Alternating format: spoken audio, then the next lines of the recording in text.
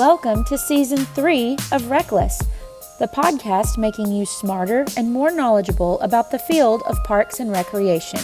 Your hosts are Shane Mize, Jay Tryon, and Tom Venniro, three career-long friends from around the country who are joined by a surprise guest each episode. We're glad you're here. We hope you enjoy the ride. This is RecLess. Welcome to RecLess. This is episode 10, season 3, our 53rd episode. It is a special episode for many reasons. Very excited about our guest, but also because it is outside of our normal time. We are not recording at the typical Friday afternoon hours, so it's 10 a.m. Eastern time, and for Shane, we were very concerned that this would be a stretch. So that's right. Welcome to my co-host Shane Mize and Jay Tryon as we to educate you all on the world of Parks and Rec. Guys, how you doing today? Good, buddy. I'm curious, did Shane have to set an alarm and get up early today for this? Good question. Essentially, yeah. This is me time, folks. We're into me time right now. Well, I'm for 5 hours. Wow. Yeah, but you go to bed at 8 p.m. or something. You have some warm tea, and you listen to the news and go to bed. Definitely not 8, but probably earlier than you do. But yeah, I was up at 5 this morning, and I actually had a text from Nate Aramello, and he's interested and keeps listening to our episodes. And he was like, "Hey, I just enjoyed Jason Mangum's episode. I want to talk to you about Capra volunteering." I'm like, "That's awesome. Hey, we're reaching folks in new directions that who knows if he would have ever thought about Capra if he didn't listen to that episode." Well, That's since great. we only see Nate once every 6 years at conference, there's no way. Bring him back in the fold. This is a late night for me, abnormally late night. So I'm going on a 6:30 a.m. wake up time, which isn't too bad, but 5 sounds daunting right about now. Well, guys, I would like to start our episode off with a discussion about a topic that we all likely deal with on a regular basis, but perhaps maybe a little bit more early on in our careers. And we talked a little bit in our last episode. I think we asked a question to the guest about this and really focusing on programming. We talk so much about professional development and, everything that comes along with that and leadership and management. And so programming is one of those topics that absolutely everybody who listens has probably had to be a part of at one point or another, right? And so that's obviously how I got my beginnings. I know from talking to the both of you that recreation was really more your background as opposed to the park ops. So my question today for you is, can you talk about a program, and it doesn't have to be, but maybe preferably early in your career, that really something you were proud of, something that you felt made an impact on the community, that you just had an idea, whether you were inspired by another or, I know, Shane, you're obviously very creative and you kind of come up with some of these ideas on your own. But that's what I wanted to talk about, something, and I can go first to give you a couple moments to think about a response. And I'm going way back to my time at the town of Gates. And this is right around the time that I probably met Shane, or maybe a year before I met Shane. It was the Baltimore conference. So yeah, I don't think I'd met you yet. But I came back from that conference. So going back to what we talk about with the NRPA conference, some of the sessions are they're amazing. And if you've only been to a local conference or a state conference, that could be a really game-changing moment to experience some of the conference sessions and what other individuals are doing the best around the country. So I remember being inspired about a couple sessions that were really focusing about the nature aspect of programming back then, right? It was a huge movement. And we talked about that Richard Louv book, Last Child of the Woods. That inspired me. And it was the state of California. And I believe Jane Addams, ironically, at the time. Former yes, guest. I believe she was a former guest, Academy executive director, but I believe she was I think she was with the California State Association at this time. So that inspired me. I went to a session with what California was doing and a few others. And we created a program and we called it GOIN, GOIN. And it was basically, the acronym was Get Out in Nature. And it was, what you see probably a lot more now, and they might have been popping up at the time, but it was one of those passport programs. Sign up with us. we're going to put together this passport for you. You don't need to use all the sites that we are creating, and we just want you to get outside. And we had a checklist of what we wanted those individuals to do: catch a frog, go fishing, visit playgrounds around the community, anything we could to get people outside and just kind of be a part of that movement and focus more on the natural element of what we do, which has become so important, especially in the events of 2020, right? Where really getting outside and that became one of the only ways people could recreate and enjoy their leisure time. We didn't know what to expect. It ended up running for years and years after that.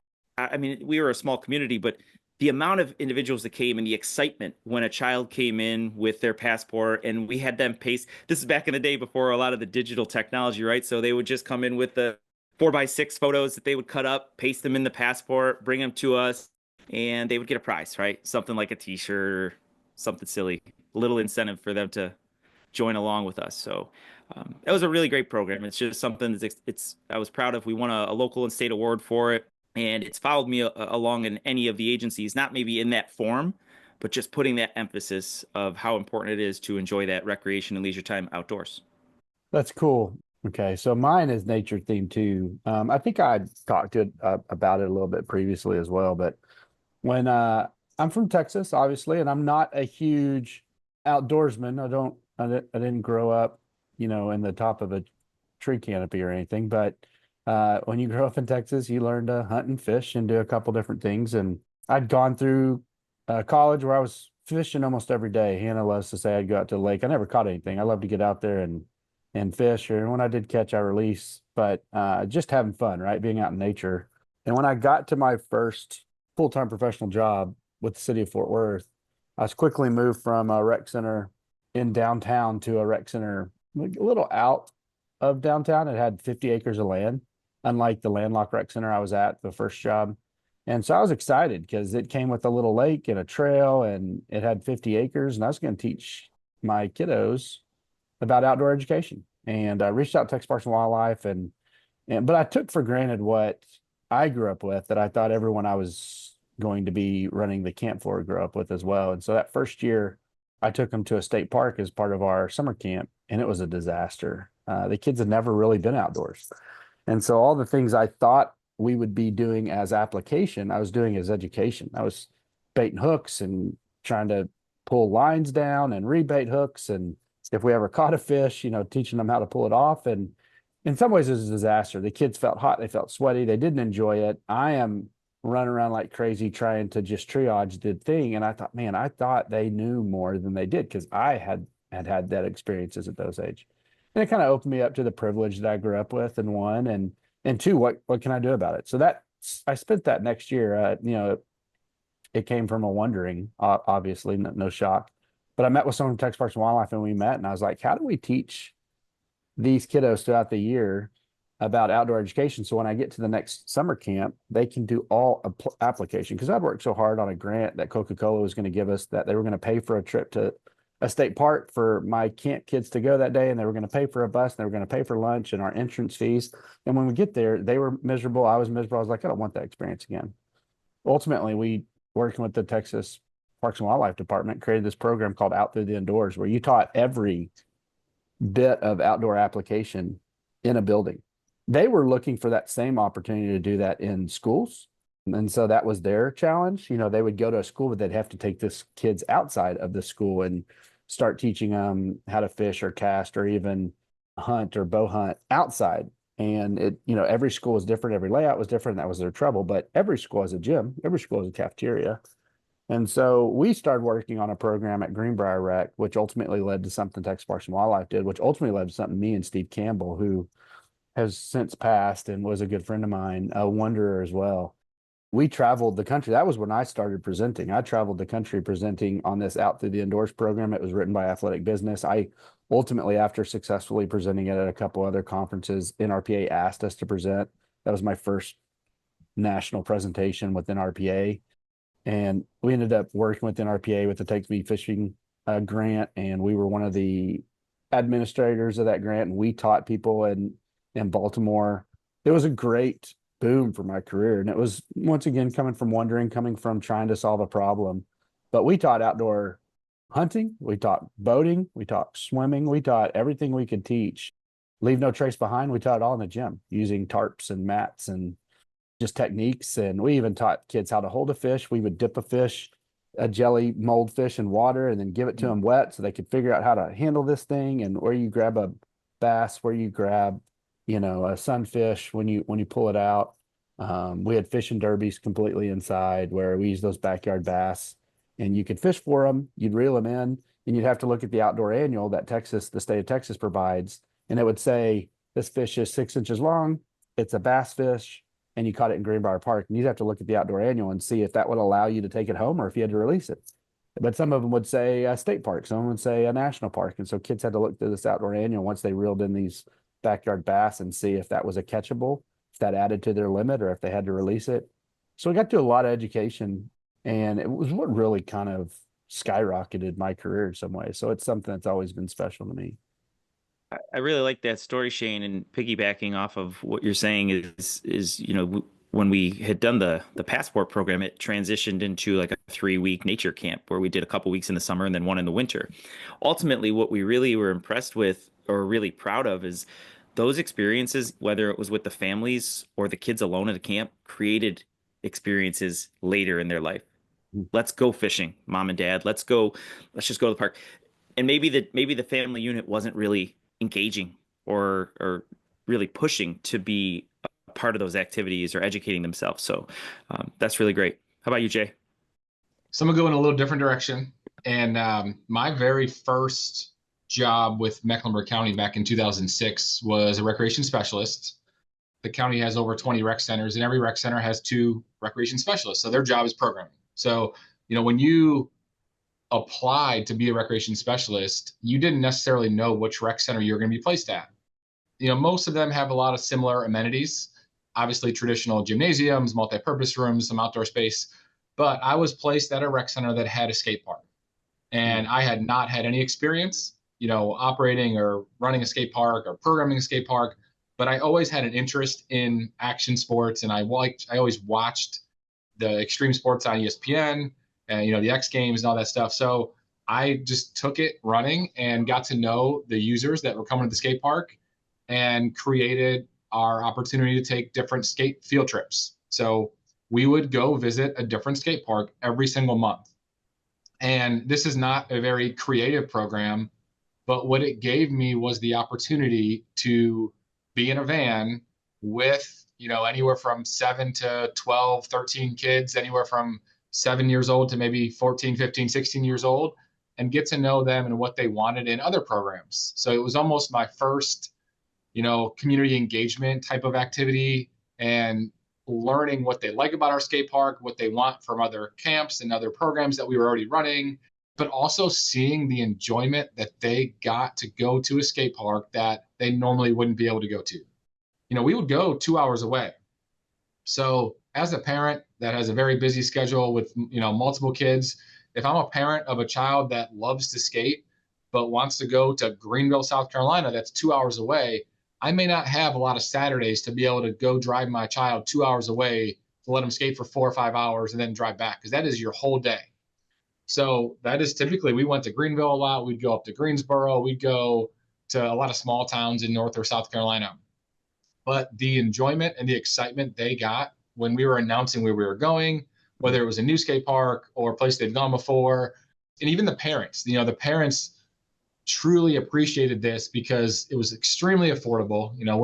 We're really much charging what it costs for us to get into the skate park. We're not trying to make money off of this. We're trying to give them the opportunity to go visit more parks.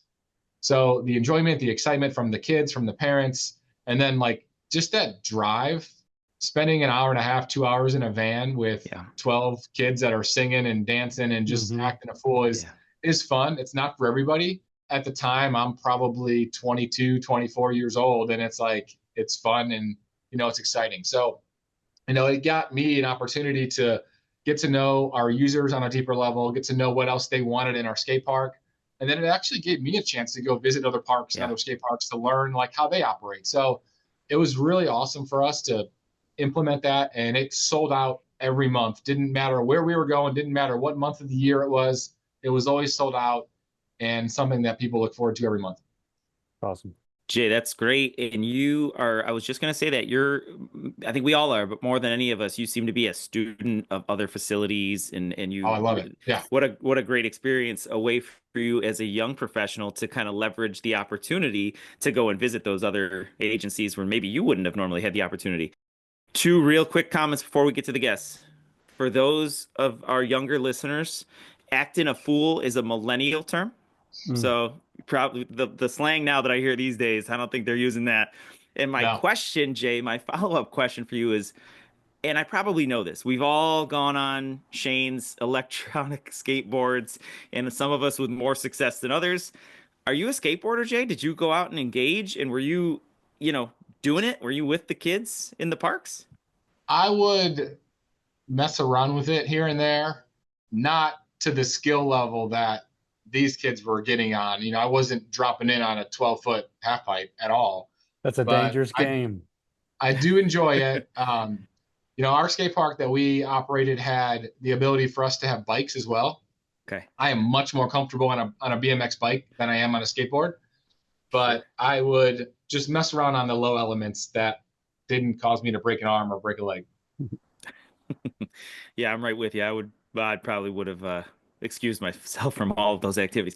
So let's transition to our guest, our phenomenal, amazing guest. I'm very excited about today.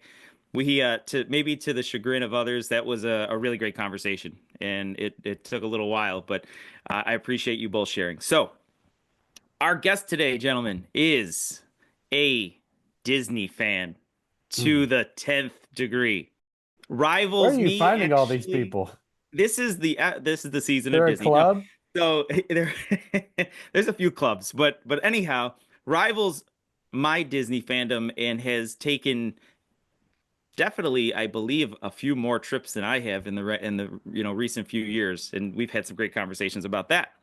Our guest is a founder of a nonprofit called From Brush to Heart. And so From Brush to Heart is a nonprofit that donates art and craft kits to organizations in need. Listen, we already had your wife on here. All right, there is a similarity there, of course, those first two. But I will say that the rest of this is very Parks and Rec driven. Okay. It is not my wife. It is not Melissa.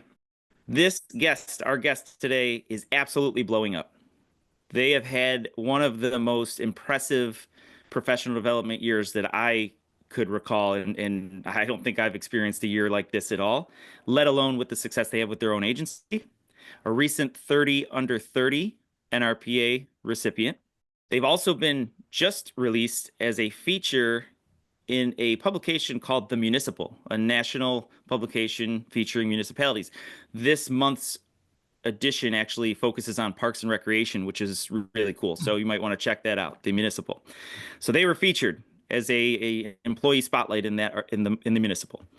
Also just published an article that they wrote in the September NRPA Parks and Recreation magazine. Article titled Recreation Professionals Support Teen Mental Health.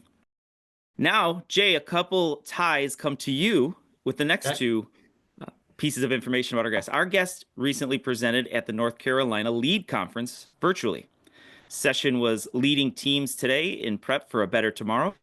And our guest is a most recent addition to the NRPA Conference Program Committee. Oh. So, Jay, you probably have a list of the individuals who are joining you, but they have not participated yet.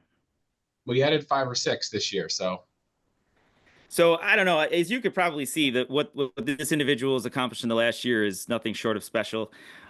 They are my pairing for the 2024 Academy Mentorship Program. So we've had a lot of amazing conversations. Our guest is Ashley Faulcon, Program Coordinator for East Brunswick, New Jersey. Ashley, welcome to the show. Welcome. Hi, thank you so much. I'm so honored to be here. Man, we're honored. How's it That's going? quite an intro. It is great. I'm going to say right off the bat, Shane, thank you for, just keeping the fact that I completely messed this whole thing up quiet. So I appreciate that. I feel so bad. Tom ran through it with me on Tuesday, and I'm like, okay, I'm gonna do this right, and then I completely messed it up. So I'm sorry, guys. But it's very, I'm honored to be here. So thanks Jay, for when I having me. hopped on, she was already on. I'm here already. Oh, okay. You know, it happens. It If you're happens. late, you're on time. If you're early, you're not late. That type of thing. She was ready. Ashley's always right on time for our meetings too, so no surprise she was ready to go. And Ashley, your pseudonym today is Brunswick the Bear, and your screensaver prior to you going live on camera was a really great logo for East Brunswick. I asked Ashley before, this is nothing we've ever talked about. I go, is Brunswick the Bear? Is that from like the Bernstein Bears or something like that? As it would have it, that's actually their mascot. So the East Brunswick mascot, Brunswick the Bear.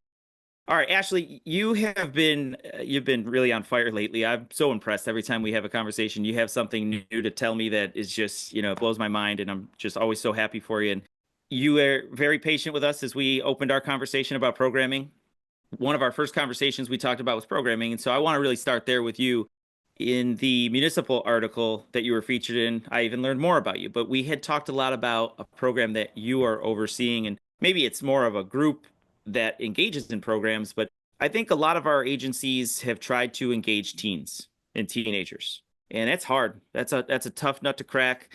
And I know we've tried teen clubs, and obviously smaller organizations, it could be even more challenging because of the pool. But Ashley oversees a teen council that I believe oversees 500 participants. Is that accurate? Annually, yeah, we've gotten up to 500, and before COVID, it's like 800 plus. So our numbers are always astronomical, which is really cool.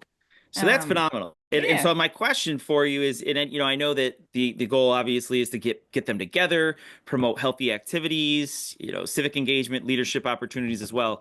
How do you manage such and keep engaged such a large group of teens? What's the secret sauce? Going back to what Atuya, one of our former guests, would like to say about it.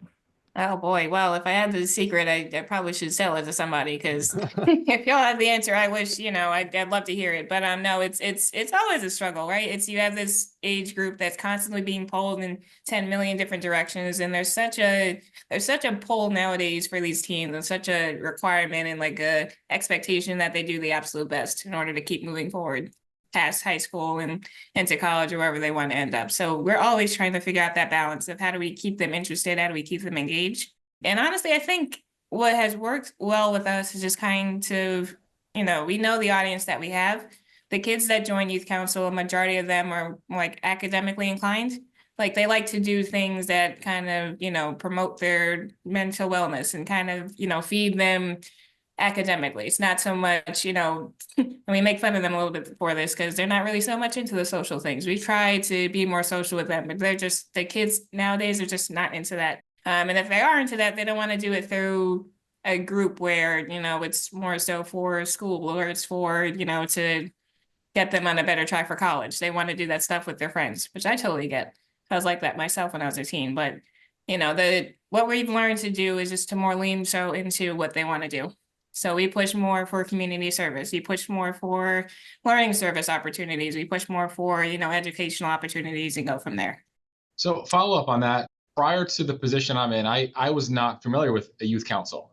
And here in the city of Concord, we have a youth council that I help oversee with our programming division. And I find it super interesting. And I've gone to some of our youth council meetings, and I really enjoy getting to know them. We use them at all of our events. They actually do fundraising. They sell popcorn, they'll sell drinks, they'll sell snacks. How do you engage them with the community and other programs and events that you have in East Brunswick? Oh, absolutely. Yeah, a majority of the events that we do in town are youth driven, which is really cool. Okay. So we have an East Brunswick Day, which is a whole day dedicated to our town, and it represents the businesses in town and the nonprofits and all the stuff that you could get if you live here, or even if you just live around here. And the kids, they start at 7 in the morning and they go until 5:30 that afternoon, just helping us. They set up and they, do the tie-dye station at the kids tent, and they promote youth council to their peers. So they're literally working all day. We have a Winter Wonderland in December, and the kids are there helping out with our Cookies with Claws fundraiser. That's for youth council. We do park cleanups with the kids. So they're literally out there with grabbers and bags and just picking up trash around town. And then we encourage them to be civic minded, of course, too. So during our town council meetings, we encourage them to go And if they go and they learn something, they write a little paragraph about it and submit it to us, we'll give them an hour for that because they're trying to do better for their community. And it's interesting, the concept of youth councils, because I've kind of like yourself, I've heard a lot about different ones too. And there are a lot that are like mayoral based or like governors based or something like that. Ours is more so based through the recreation department, which makes it a little bit different. So there's not necessarily like a political agenda behind it or anything like that. It's just more so you want to have these kids involved in their community to make it better, which is really cool. Yeah, that's great.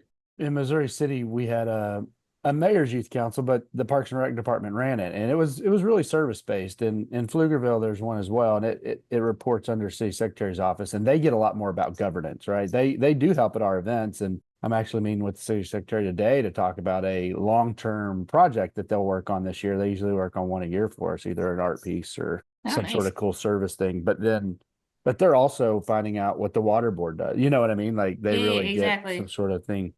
East Brunswick, are you a native from that area? I am. Yeah, okay. I grew up here. I went to high school and junior high here, middle school here, and then I still live here. So I'm very, very EB based. I feel like it can't get away. It's like a cult at this point, but no, Gotcha. it's And that's what Disney's for. Exactly. And there you go. It was actually really funny that Tom ended up being a psychotic fan like me. So that's it was good to know when we got patched up like that. Psychotic is definitely a way we would describe it. We wear it proudly, all right? So. We do, sure do.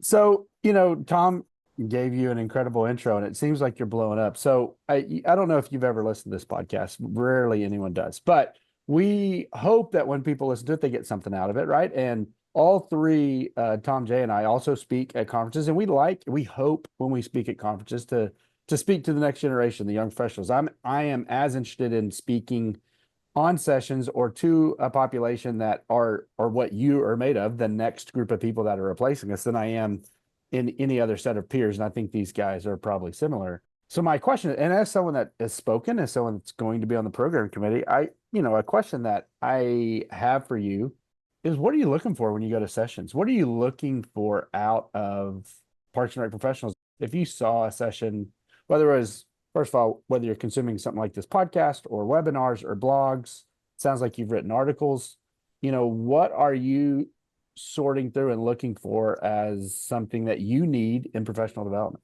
That's a great question. I've been to a few conferences and it's been spread out, across the board, like the New Jersey version of RPA or the Points of Light. That's a whole conference dedicated to community service and volunteerism or, stuff like that. And every time I go to one of those, I always try to go to a session that has a similar matchup to what I do every single day. And it's fascinating to me to go to different conferences and see what other people around the country are doing. You get so caught up and have a tunnel vision of what your own Parks and Rec agency is doing that you realize, oh, there's another, city across the country that's probably doing the same thing and maybe doing a little bit better, a little bit more differently. So I'm always looking for something that kind of matches up to what I'm doing to figure out how I can make it better.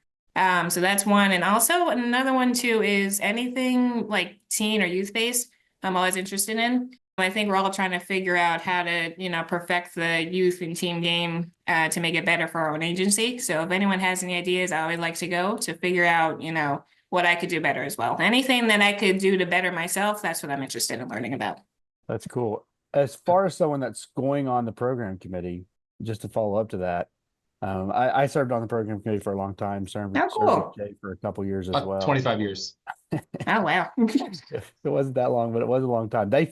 Those who served with me felt like it was a 25-year commitment to work with me. But what are you most excited about going on the program committee? Because you kind of really get a chance to shape what is heard at the national level. Actually, can I add a little perspective before you answer that question? No, I figured you would. Go for it. So really quick, we talked earlier about, Jay, you had the skate park visitations, right? And that might have been something you were interested in. Shane, fishing, something you were interested in. My younger part of my career, and even now, it's really great when you can. I love Parks and Recreation for many reasons, but one of those reasons is that you can take your interests and put it right into your work. And so I actually wanted to ask that question. So to follow up on Shane's too, talk a little bit about not only what Shane had asked, which you probably forgot by now, but leveraging where you are in your career and maybe where where you told me, where NRPA is next year and how that might have impacted, your interest in personal life transitioning to what you're going to be doing professionally. Yeah, no, definitely. I feel like I lost my head already this morning, but I somehow do remember the question. So I'll answer that. I am excited. Just being on the committee overall, I'm extremely excited. I mentioned before, getting to learn about what people across the country in terms of recreation and parks are doing is very interesting to me. So I'd love to hear about what, recreation and parks in Alaska is like. And I think the national level of this conference is a great way to kind of branch out and meet new people and just figure out what exactly it is, that we could be doing better here. I feel like my director said this once. I think we all just kind of borrow ideas. I don't think anything at this point is really original. You just kind of borrow and make it your own. So that's kind of what I'm interested in. Hopefully bringing a new perspective from a smaller town compared to other ones. And in the time when I talked about this kind of extensively, a lot of the conferences, like the first time I went to Points of Light in 2022, I literally looked up conferences in Orlando just because I like that area so much. And then Points of Light came up. And because of that, even though it's kind of trivial, I ended up going to Points of Light for years after that. And it's been one of my favorite conferences that I go to. So next year, NRPA, the conference is going to be in Orlando. So that just worked out very well. I like that area. I'm an annual pass holder, so at Disney. So it's fun for me to just go down there and hang out while also getting to do something work related too. A little write-off for me. So yeah, that's always fun. But no, so just being able to explore and literally travel around. After that, I think I forgot what the other states are, but I think St. Louis is coming up or Salt Lake City, whatever it is. So it's just a chance for me to go out and branch out. And being able to travel while I get to do something that I'm really passionate about in the Parks and Rec roles, it's just a really big added bonus. Yeah, you said it best, the being able to do what you're passionate about and travel if you're interested in traveling. But, take that into consideration. Anybody listening out there who's been maybe on the fence of joining a committee or presenting at a conference, for those of you who don't know, and Shane and Jay know this very well, and I hope I'm not speaking out of place here, but if you are selected to be on the program committee, you're going to have a mid-year that they transport you. They pay for and cover travel costs, right, to go to that mid-year. And then they don't cover travel costs, but they pay for your registration at NRPA for your service on the committee. So there you go. So you get a free registration. So you just got to figure out a piece of it, right? And so leveraging that opportunity, and that could be anywhere. It's a really great lesson. And for those individuals out there, we've talked about it before. Just going to use obviously Orlando and Disney as an example, but if you're into that, you can volunteer at NRPA conference and volunteer to get your registration costs covered. It's not a bad idea, not a bad deal either. And I applied for a grant that has to do with recreation and parks in the field, and being able to reach out and meet new people. It's like building a community kind of grant through this, and they cover travel expenses. So I got $1,500 in order to do the conference next year for travel, which is really cool. Oh, that's great. Yeah, so it's really just about researching and figuring out what it is you want to do on this recreation and parks path that you're on, and going for it. I think Jay and I have the same question. What's Points of Light? Yep, I was going to say I am not familiar with that, but curious to see what it is and how that has impacted you or what you've gotten out of that. Oh yeah, absolutely. No, Points of Light is awesome. Just dialing back a little bit. So for my kids, for Youth Council, we give them the President's Volunteer Service Award at the end of each year, which is an award that you would get if you completed a certain amount of hours. For teens or kids ages 11 to 15, the minimum hours to get an award, I think it's bronze, is 50. And then for teens 16 and up, the minimum hours you need to get at least a bronze award is 100. So we've given out, and I actually just looked up this stat not too long ago, we've given out about 80 awards over the past 4 years. And the kids have completed over 10,000 hours. So we've been doing that for a long time. We've been working with the President's Volunteer Service Award for a long time. And I recently found out a few years ago, back in 22, that the PVSA was part of the Points of Light program. Points of Light was started by George Bush, the president. I don't know if it's HW or his son, but one of the Bushes created this program just to award people for doing everyday service. And he created this whole program where it's people from businesses, nonprofits, government, wherever, coming together to talk about how they could do service and better the world. And they have a conference each year. Like I said before, it was in Orlando in 22. That was my first introduction to it, but it's just so awesome. The work that I do, part that I'm most interested in, honestly, is the community service aspect. So just being in a room full of people that are just so passionate about community service and volunteering and how they can make the world better. And AmeriCorps is part of that also. It's in the same wheelhouse as Points of Light. So it's just a great way just to learn more about how to do volunteerism. And yeah, it's really awesome. Where do you think a lot of the other attendees for that conference come from? Like, what types of work are they in? What organizations do they come from? Do you see a lot of other Park and Rec employees there? There is definitely a governmental aspect of it. But if I'm being frank with you, a lot of the people that I see going to this come from the corporate side. I think they stress heavily the corporate responsibility and, doing your part as a major organization. So I do see like a lot of like Coca-Cola or, Disney itself has been a sponsor. So UPS, they've always been there giving presentations, Lowe's too, to kind of promote that they do their part as a corporation to kind of better the world. But on the same flip side, smaller nonprofits, nonprofits that hold like 2 or 3 employees but do all this great work to make sure their communities keep growing are also there. So it's a good mix of both. The government side is there. It's mostly on the federal level. I don't see a lot of like smaller municipality, recreation, and parks governments in there. But it's definitely active. And the more you participate and the more you grow, it's a great way to integrate the programs that they have into your own Parks and Rec agencies. They have like a few like special days, like Good Deeds Days in April, and we are actually doing Family Need Volunteer Day on November 23rd, which is a national day they created. It's just days of families just going out and celebrating and volunteering with each other. So there are ways to create events in your own community to help promote your agency as well. When you're a young professional in your career, one thing as someone who's led young professionals in their career, I'm always asking them about passion projects, because when someone cares about something and they're able to do that for their job, right? That normally is something that is a precursor maybe to some sort of successful program. And so you heard some of us talk, me talking about outdoor ed, maybe when I first got on. Tom said you had a nonprofit. Is that a passion project for you? What is this nonprofit all about? Yeah, absolutely. And yeah, thank you for bringing it up. It started when I was in college. I went to Rutgers University. And honestly, it was my sophomore year. I didn't find, even after freshman year, I still didn't find like a club, something that I was like really interested in. All throughout high school, I was all about volunteering and, giving back. And that was my thing. That's why I kept doing the job that I'm doing now. But I just didn't find that community within college. So I started a nonprofit called From Brush to Heart back in 2015 or 16. It's almost 10 years now. And basically it stemmed from the fact that when I was a kid growing up, I was in and out of hospitals a lot. I was one of the sick kids that was in the hematology oncology ward for majority of my childhood. It died down a little bit as an adult, but it was, still present. And all I wanted to do was kind of do arts and crafts. That kind of took my mind off pain and, just being in a terrible place like a hospital. And I know growing up that there are kids that felt the same way as me. So I started, I always like doing art. I'm not great at it, but something that I love to do.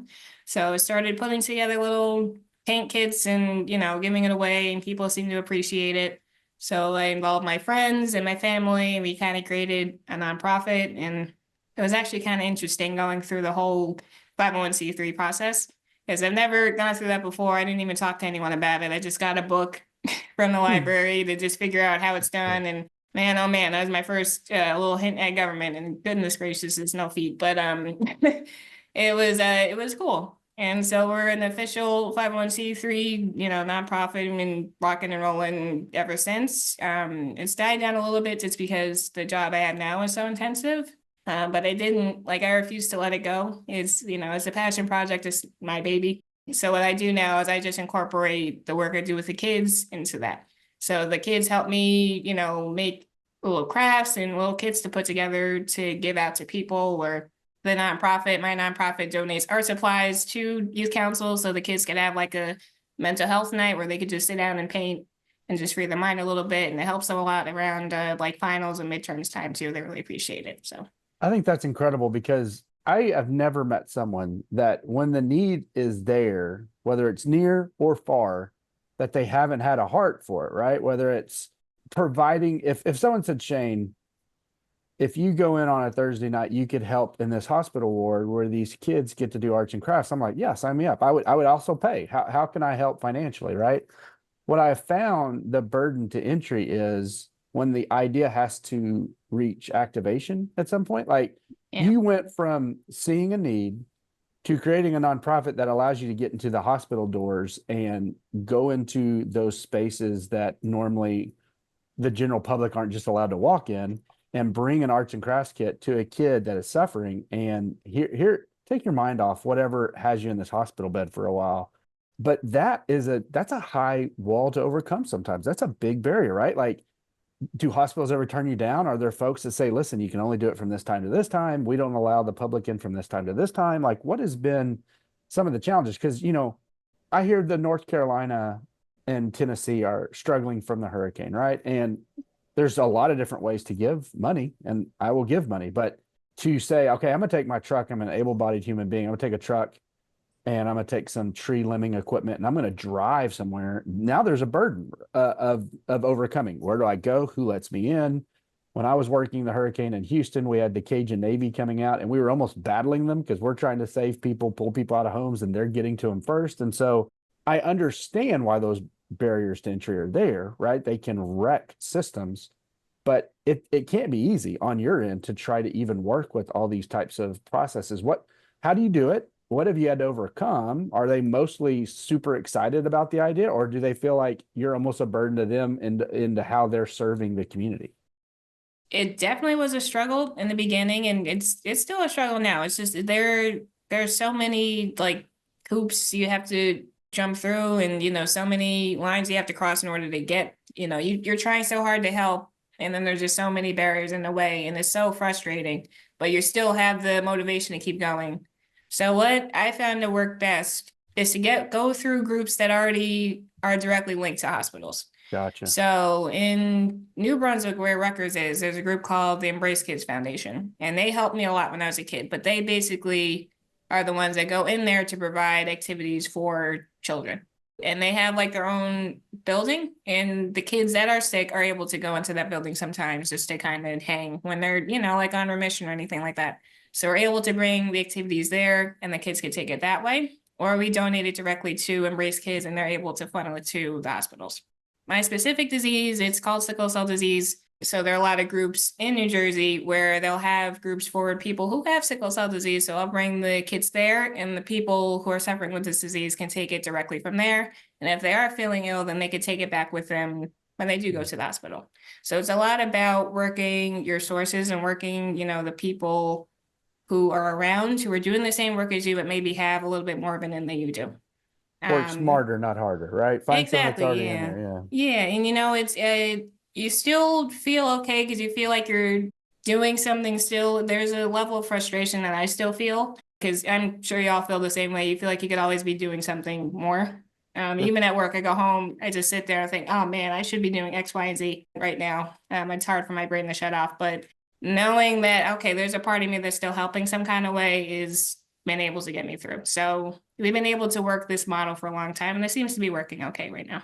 And I understand the other side of it from the hospitals. I mean, Oh, for I think sure. a couple of years ago, I had someone reach out and they wanted to install a phone that reached out to nowhere, but it was therapy because in some article they read about an Asian country, there was this phone that people could go to in a garden and they could listen to it. And when you're listening to it, you're supposed to be thinking of a fallen loved one. And it gave you this opportunity to reflect, and you're in this beautiful space. And it's like, I immediately became the hospital industry, quote unquote. Someone asked me, I'm like, okay, I'm having to install it. I'm having to maintain it. Someone's going to vandalize it. I'm having to replace it. And so I understand why those burdens of entry are there, but I think it's incredible that you overcame all those and created a nonprofit to do so. Hats off to you for sure. Thank you. Yeah, group effort. I'm all about team collaboration. It didn't, the family I work with, my family, my friends, it wouldn't have gone by, without them. They've been a tremendous help, and it's always a team effort. Even at work here too, I want to emphasize anything I do is because I have the backing of my director and my manager and the people that I work with. It's not a solo effort at all. It's always team. Actually, I've had, I don't know, maybe 8 or so conversations with you through the mentorship program, and I learned more. I'm learning more today, even through all the times that we've had to discuss or what we've discussed. And your story obviously is really impressive. And, you're a very, very hard worker. I want to go and talk about that. You mentioned before there's individuals that might be, suffering from a physical disease, or maybe it's something that they're just working through. But you talked about mental health. You brought that comment up, and honestly, mental health is still one of those terms out there that we're all trying to demystify, right? And if you're not experiencing it, and if you're not, and I'm not saying you personally, if you're not, maybe there's someone close to you that's experiencing it, or someone in your community that's experienced it, it's very hard to wrap your head around it. And so, can you maybe, for the non-readers out there, the individuals who don't pick up the NRPA magazine, can you tell us a little bit about your perspective on, mental health, and maybe even specifically teen mental health, which the article featured? Yeah, no, definitely. Let me preface by saying I'm not a clinician, I'm not a psychologist, I'm not any of that. I'm just a Parks and Rec person who, kind of found a grant at the right time and were able to, kind of help with the teen mental health. But from my perspective, like you said at best, Tom, mental health is just so nuanced nowadays. It really is. And it's heartbreaking to see how many people still have such a stigma around it. Whether we like it or not, everyone has mental health, whether it's good mental health or bad mental health. Your mental health is there. You need to take care of your mind. If you don't take care of your mind now, your body will remind you that you need to take care of it. And, your health doesn't just keep working just because you're telling yourself, oh, you're fine, you're fine, you're fine. You need to actually listen to your body and listen to your mind. My mental health journey through the Recreation and Parks Department started back in 2021. New Jersey was able, through like a COVID relief fund, get a grant for the National Mental Health Association of America, which is not the correct name. I'm kind of blanking on it, but that's the overarching organization there. And they gave us money to get certified in teen mental health first aid. So myself, my coworker, John Roche, and my other coworker, Caitlin Kehoe, we all got certified in teen mental health first aid, which essentially teaches teens how to recognize the warning signs of crises in their friends and their peers so that they can help them through the crises that they may feel on a daily basis. And essentially that help is to, again, recognize the warning signs and then get them to a trusted adult. It's never to put all the responsibility on a teen and then make them deal with their friends themselves. No, it's to say, okay, you're really not doing so great. I'm going to get you to a counselor or to your parent or someone who can get you the help that you need. So that's one arm of it. And it's honestly, other than From Brush to Heart, probably the most rewarding thing I've done through Recreation and Parks. We've had so many kids come back to us to say how grateful they were to have gotten this training. We teach it in 3 90-minute courses, and the kids are able to, literally look out for warning signs, assess the situation. We teach them about the recovery position in case, there's a drug overdose or anything. Like, they get a full-on training to be aware of what's going on. And a lot of these kids have come back to us to say that they were able to, help their friend through a crisis, which is incredible. It's really scary to think what would have happened if they didn't have that friend there to help them down the road. So that's been really awesome. And then recently, John and I, last year, I believe, were able to get funding for youth mental health first aid, which teaches adults how to look out for the warning signs in the youth that they work with. And we've been able to teach that class too. So it's really been an incredible journey. I encourage anyone to look up mental health first aid and see if that's something that you could do through your agency. It's been very rewarding, seriously. I think the evolution of innovation is amazing, right? Like, pasteurizing milk and having a milk carton system killed the guy that delivered milk every morning, right? And being able to stream a service has essentially killed the need for cable, and be able to purchase a piece of clothes without ever leaving my house, which is my preferred thing, has killed every big box store, right? Like, but there's always something that's leveraged. And I think social media is a cesspool. And don't follow me because I'm the worst social media follow in the history of all time. I reply to things too late, even on LinkedIn. I get to things months later. But I can agree that social media in and of itself, the innovation of it is amazing. But I really feel like the group of people that have paid the heaviest price for social media seems to be our teens. our youngest. And when you're talking about mental health, do they address a specific section? Because it feels like I have 4 adults almost now. I have a 23-year-old, a 20-year-old, an 18-year-old, and a 17-year-old. And we try to prevent their social media from impacting them, but they always only see people's wins, people's greatest moments. And then we all, as 16, 17, 18, 19, 20-year-olds, figuring out who we were and what we were going to become. Right. I've had moments where we struggled with self-identification, self-confidence. And then if you go on social media and it's a stream of people telling you how great they are or how shitty you are, you know, that can only compound those issues. Did any of that education deal specifically with social media? Because I think our teens are what we leveraged to have this incredible network was their self-esteem, their mental health, their ability to rationalize or even mature and grow at a normal rate. It seems like it's made them grow up so much faster than we all have had to grow up. They're learning things are, you know, maybe not meant to learn or know about at that time. Absolutely. No, I 100% agree with you, honestly. And they talk about a certain section about social media within Teen Mental Health First Aid. I personally don't think it's long enough. And I honestly, the way they dive into it is they try to give there are bad parts, but there are also good parts to it, you know? And it's not that that's wrong. Sure, there are cool parts and, you know, maybe okay parts about social media. It's a way to network and whatever you want to call it. But a lion's share of it, especially with this age group, and I'm talking like it's gotten as young as like 12 years old now, not even teenagers. So like the 12 to even 22, give that 10-year range right there. It has really wrecked them. Like honestly, that's my opinion on it. I think there's no reason why adults should have all this access, all this information all at once, all the time, let alone a child. So, you know, it is completely derailed a lot of the mental health, I think. You do get hung up. And, you know, if you're a kid, your tunnel vision is right here. You're only thinking about what's going on in your world. You're not thinking about the overarchingness of it. So you see your friends going out to a party and, oh, you weren't invited to it. You're starting to think about 10 million other things. Oh, what's wrong with me? Why don't they like me anymore? This, that, the other. So, you know, social media is completely thrown a wrench into the steps we've taken to better, you know, mental health, and try as we might, it's still, you know, it's a combating force right there. And I know Jay's got a comment too, but I read something the other day that there was a kid committed suicide, terrible, from bullying, and he didn't know any of the people that were bullying him.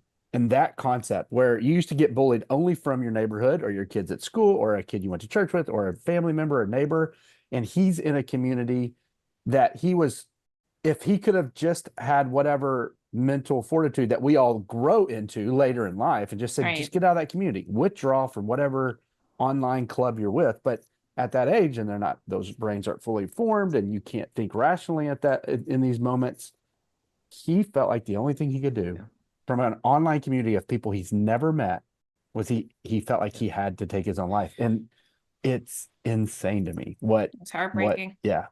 And perhaps the support that Ashley and your team are providing individuals, this individual, we don't know. Of course, I don't know the background there, but they may not have had that support, those resources. And it is heartbreaking. Talk about enjoying shade from a tree you plant, but you'll never enjoy, right? That what you're doing when you don't know the impact you're having on these folks, but I can almost guarantee it's down. And I interrupted Jay. Jay had something too.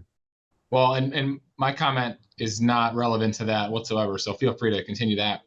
Only thing I was going to say and chime in on was you mentioned John's name a couple times, and I love our industry, and I love how there's so many small connections that people actually don't realize that we have. So Tom mentioned it earlier during the introduction that you guys were paired through the mentorship. I was paired with John 2 years ago through the mentorship. Oh, okay. I have to mention that to him. So it's when you were first being introduced and we heard East Brunswick, and I'm like, I know someone from East Brunswick. And so we were paired through the Academy mentorship, same kind of thing. And I got to know John really well. And we were on, we had Zoom meetings every month, and it was great. I learned a lot about him and about your department, and he was taking over aquatics and the aquatic complex that he was managing, and the temp staff and hiring all the lifeguards and just some of the nuances of that.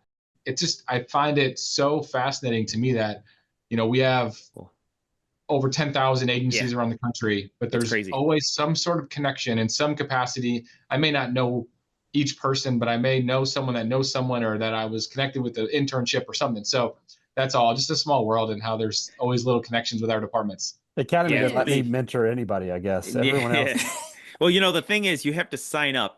You have to, actually fill out a form. Oh, okay. Jay, Okay. that's it. That's amazing. Social I'm glad you media. shared that. It's on Yes, social. yes. They share it I'm- on social. I'm so glad you shared that, Jay, just because, yes, that's a crazy coincidence that I was paired with Ashley, and one of our 3 co-hosts was Yeah. paired with someone. So for our listeners, Esther, Becca, There you go. Melissa, Nailing it. can you just maybe let us know a little bit about John, his full name, unless we missed that earlier, and your relation to him, Ashley? Oh goodness, John Roche. No, he's absolutely awesome. Yeah, I worked with John. Let me just back a little bit. So John has been part of Crystal Springs, our family water park, basically since its inception. He started out as like a lifeguard when he was like 13 or 14, and he literally just grew to the program. He is now the like aquatics director there, so he's running the whole place. And funnily enough, he has 4 other siblings, and they've all worked at Crystal Springs too. His mom is Mama Roche, and she makes the best cookies in the world. So wow. I hope this gets out there because she's Does awesome she too. need a mentor? Now I'm interested.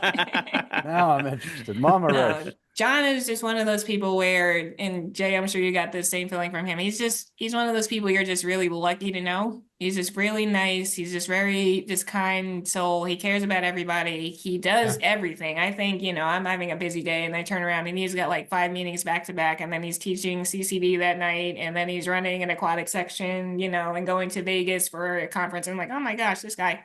But no, he's been a true mentor. Him and my director, Mike Reisner, they've been, mentors to me for a long time. So John Roche, Awesome. you look him up, you just look up his name and you'll find about 10 million things about him. But great. he's awesome. And he teaches YMHFA, youth mental health first aid, and teen mental health first aid with me. He's my guy. He's my co-person through this whole mental health journey. And just to kind of connect the two for a second, I know, Shane, you mentioned we don't know the impact, or maybe it was Jay, someone mentioned that you don't know the impact you have until, you never know the impact maybe, but the stuff we do in recreation and parks, whether it's through mental health or just a program we have, like a silly movie night can mean like the world to a family because it's free and it's out there, and there's something you don't have to stay in your house for. So this whole world and, the stuff that we get to do is really awesome. So I love the connection there, and that's awesome. It's a cool industry to serve in, for sure. It is. And, we're going to transition to some what we call rapid fire, Ashley. And so yes, I heard about this. we're not done with you yet. We're not going to let you off the hook. And we will ask a few questions. They could be work related. They could be just about, what makes Ashley Ashley. So I'm going to kick it off, and not to make light at all of mental health, but mental health in the workplace is somewhat important as well. And being able to go there and feel safe, comfortable, and maybe even unwind a little bit at the workplace and not just feel like you're up against the wall all the time. Culture in my agency is incredibly important to me, and making sure that people are enjoying the time that they have while they're working, right? That's more to me than just about getting the job done. It's about being a family and a team. You've told me a lot about your team, and I love it. And I'm hoping that you happen to be in your office at this time and you have a prop for us. So your organization is very, very well spoken for in the industry. You presented a lot of conferences, whether locally or, again, you had mentioned some other examples. Tell this group and our listeners about some of the fun you have with each other, if you wouldn't mind indulging us. This place, man. No, it's an incredible place to work, and I love every single person in this office, truly. No, I was telling Tom about this year. We did conferences, and it was overlapped, like the conferences are close to each other. And John at NJRPA won an award, and so did my coworker Marissa, and I was presenting at a session. So they decided to make a fat head of my head. And I actually, if you want to edit this part, I could go grab it real quick because it's really funny. It's a fat head of my big head. And during my session, the two of them, Marissa and John, held up the fat head the entire time during the presentation. So I then turned around and made fat heads of their true heads. So when they went up to go accept their awards during the dinner, I held up their heads, and I passed out heads around the table. And so everyone held up their heads. John hated it. Marissa thought it was hilarious. She also told me to mention that her hair is fantastic and the best in the office. So I'm going to put that out there. Her hair is fantastic and the best in the office. But yeah, so they're actually, give me a second. I kind of want to grab it. Yeah, go grab it. That's cool. We wanted to do that with Jay. Oh my gosh. Tom wanted to do a RecLess sticker, but only Jay's head on it. Yeah, we were considering it, but you know what? We get to take a picture with Jay's picture every year at conference, so long that he My stays favorite on the thing. program It's my committee. favorite thing. I might have to get off program committee just for that reason. Well, what I should do is bring scissors. Oh, that's nice. She's back. What I should do is bring scissors and Yeah, at the end so of my conference, big cut it head- out. They cut out my head and they actually cut out the eyes on this too. And they held it up in front of their face throughout my session. And I was co-presenting with someone, which is even more embarrassing. But anyways, so That's awesome. all the fun in the world, these guys. No, I wouldn't want to work with anyone else. This is a Great. great team we have here. I love that. Okay, I'm going to ask a Disney question Mm. so that Tom can't, or maybe he still will. But I'm curious how many times you've gone. And How bad was your childhood? how did it start? You had to have loved Disney so much. You know, it's really funny. My dad says the same thing because no one else in my house kind of understands why I go so much. And my dad is like, "Did we not take you enough as a child? Like, what is going on here?" And I'm like, "Okay, no, that's not it." Very quick backstory. My grandparents lived in Deltona, which is an hour away from Orlando. Growing up, so we were always down that way. It is ingrained in my head, and it's fun for me. And I like to travel, and also I love to do solo trips. And I know no one else wants to go with me, so that's another reason why I want to go. This year alone, if you count Disneyland, I've gone 4 times, and I'll probably go again in December, trying to go. The past like 3 years, probably 12 times. That's Yeah, I'll stick with incredible. that. Yeah, it's been fun. It's been expensive, and I can't wait to keep doing it. I don't know if I've seen my family 12 times in the past 3 years. So, like I said, we're at about maybe 7 in the past 12. I'm sorry, not 12. 7 in the past 3 years. So 12's very impressive. Step and I'm your jealous of game that. up, Tom. I know. And you know, Ashley mentioned including California. So I think we'd both say we're maybe Disney Worlders as opposed to Disneyland, but sure, given the opportunity being on the East Coast going to Disneyland. There's also an event that Ashley attended called D23 Expo, which is a very coveted event. And you had just attended that. Tell these guys the brief version of that. So obviously you're going to this, and there's 2 parks in Disneyland, obviously, right? You all know that. But you got the parks in Disneyland. But what else was this event about? Well, I'd like to kind of defend Tom and I a little bit, because if you think we're nuts, you should meet the people at this conference or convention. They're absolutely, just have lost their mind. These are the people that go every single day because they either live in California or they live in Florida. Like that's just their world. But it's literally a convention about all things Disney, whether it be at the parks or it's in the movies or TV shows or whatever. So they have all these different like performances and booths and all this stuff. And they had a panel there, like they had the legends of the Disney people, the people they induct into their Legends Hall of Fame. And they Hold on. Hold on. Yes. Hold on. Yes. Do they induct the human playing the non-human? Like, do they induct Pluto or do they induct Bob, who's been Pluto the last 30 years? Like, who's getting inducted into this Hall of Fame of Disney? No, it's the actual people. Oh. Like Angela Bassett, she just got inducted because she was in Wakanda forever. And like Miley Cyrus just got inducted for all the money she's made Disney. So, it's that kind of situation there. I don't know what we Yeah, talk about more, Disney or the Academy. Well, listen, you could learn a lot from both. All right, let's just put it that way. For sure. This convention sounds something like, NRPA almost, but bigger, right? And but a lot bigger. I mean, they have people? movie. Oh, please. Thousands upon thousands of people. They Thousands have of people. like movie announcements. So for the next 3 years, they're saying, okay, this movie is coming out, and then they'll have Robert Downey Jr. pop out on the stage, and people go nuts. And if you are very into it, and you know who the voice actors are or the writers, there's a convention hall, as Ashley had explained to me, where you can go visit and meet with these people. It's a pretty cool experience. Definitely. So It's really I know cool. Shane didn't ask a question yet, but I'm gonna cut him because I don't want to go too much on Disney, but it is a Disney question. Shane, this is for you. This isn't even a question for Ashley. I've asked you before. Will you step onto a Disney property with me next year if we can get Ashley to come? Not for me, but for Ashley. What a shitty thing to do. Even if it's food, man, I told you the food is where it's at. I'm We'll afraid get I'm not you- going to be able to avoid it. Like, I don't want to. Yeah, there's. I'm I don't know how you afraid. can't go. I'm afraid. Would one of the socials at NRPA be on Disney? Wouldn't they be able to leverage that, or is that going to be really expensive for them? They did it in They- Anaheim, so they did it I'm in sure California. they would. Okay. Well, then, The park's closed down every once in a while early. Ashley, I'm doing it for you. Hashtag doing it for Ashley. Oh, fantastic. You know what? You don't even have to go into the park. We'll just take you to Disney Springs. It's That's free it. technically, and then that's No. it. She No, just gave do me an not- out. Shut up. Do She not did it. She allow already him did it. that out. He has to. He has to wear the ears on a ride.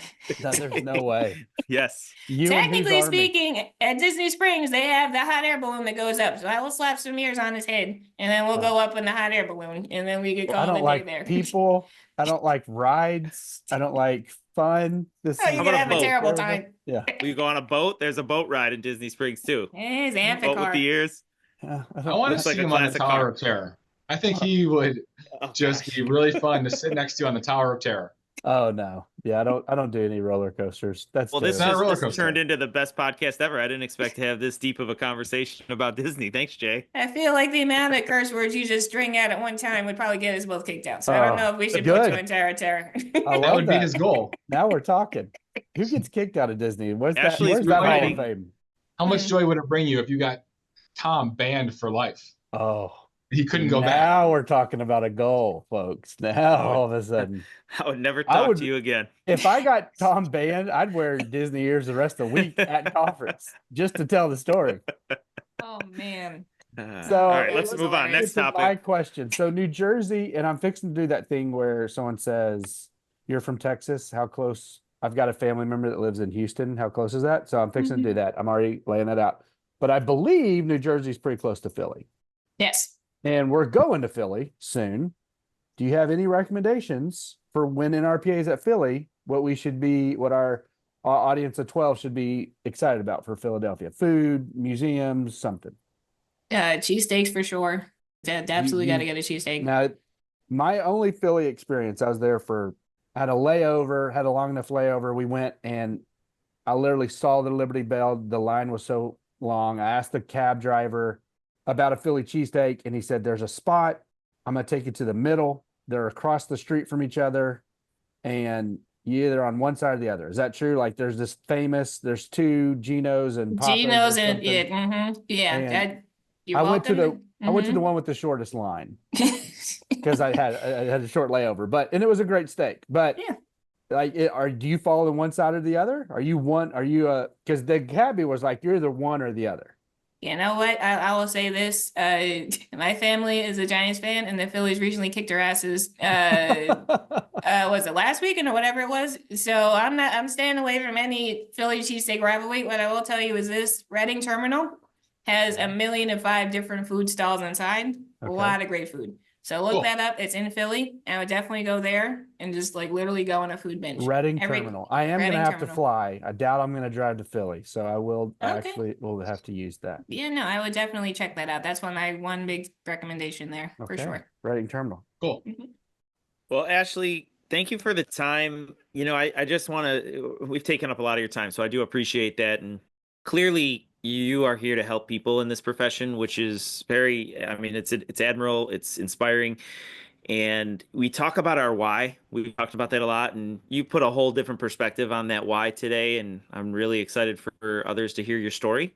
So, keep setting that bar high for all the individuals in the field. And thank you again. It's been a pleasure to have you today. Thank you all so much. I truly appreciate it. And y'all are really awesome. And I can't wait to listen to the rest of your episodes. Thank you guys so much. Awesome. Thanks, Ashley. Tell Oh, John I thank said you guys. hello. Yeah. sure. Absolutely. Thank you guys. All right. Have a good one. You too. She's not just service oriented for our industry. She's service oriented, period. You don't Yeah, have to she's- put the disclaimer. Like, she cares about people. People. She's not just impacting from a park and rec perspective. She's going to impact the world on multiple levels, which is amazing. What an incredible person.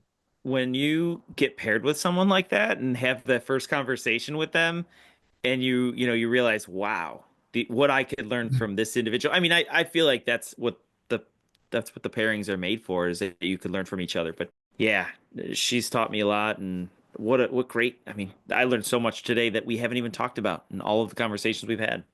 No, she seemed very, first of all, well spoken. Nothing, Mhm.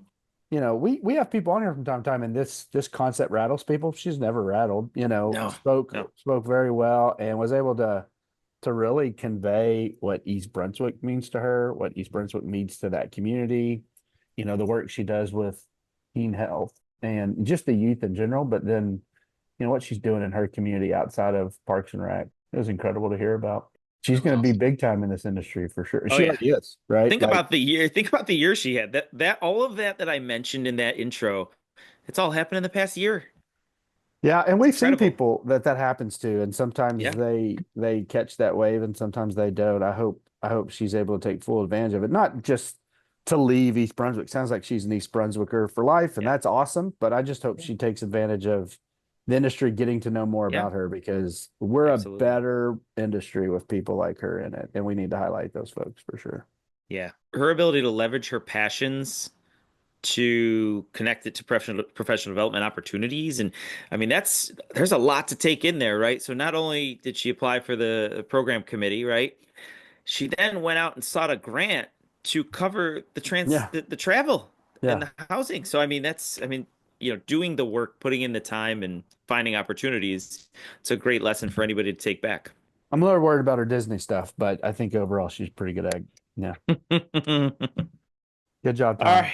Thanks, guys. That was a real fun conversation. Glad you both enjoyed it. And I love meeting new people. yeah, me too. Me too. Me too. It's some of the best conversations too, or when you're able to, you know, have a conversation like this. That's why we do what we do, right? You know what I mean? We learned from the RecLess meetup. We learned from that it's hard to really nail someone down in a setting and have a real quality conversation. And this platform gives us that opportunity that we wouldn't have otherwise had. That's why I'm always encouraging y'all to continue to do mentorship so y'all can introduce me to new people. I appreciate what y'all are doing. Yeah, no, we appreciate that. Tom, we can just fill out one of those forms with his name on it, and that way he gets signed up for it. He can't ever say, "I never got that." We can just do it. So you know what would be, you know what, Jay, you're onto something. Because Linda sent that email yesterday. Yes. She did. And I just, you know what's great is that you can sign up to be both a mentor and a mentee. So, you know, it'll be really funny is, you know, Linda sent that out, and we've all known Linda for several years. And if we filled it out with Shane's name and she got it and was like, oh, she'd Shane, be like, yeah, hey, this wasn't him. I saw you did this. Like, I'm so proud of you. And he'd be like, no, I didn't do that. Take me off that list. Well, sounds like a plan. All right, guys, that's another one in the books. Episode 10, season 3. We'll move on to 11. Who's next? I know Jay may be next, but that might shift in the schedule. Jay but either way, has got a one couple? potentially. Then we have one in Oklahoma. Yep. Yes. Then Tom, and then Jay's got to run. Jay's got like 3 in a row. All right. Looking forward to it, guys. And The Jay everybody Show. out there. Fix to see Jay glow looking up. forward to the Jay Show. Everybody, I got to witness his star in Atlanta this year, and it was impressive. Hey, People season glow 2 up was of Jay. People Tom's flocked season. to Jay. People flocked to Jay. Who wouldn't? Hey. Who wouldn't? You're crazy. I'm getting out of this thing. I'm done. All right, everybody. We'll catch you on the next one. See ya. See ya.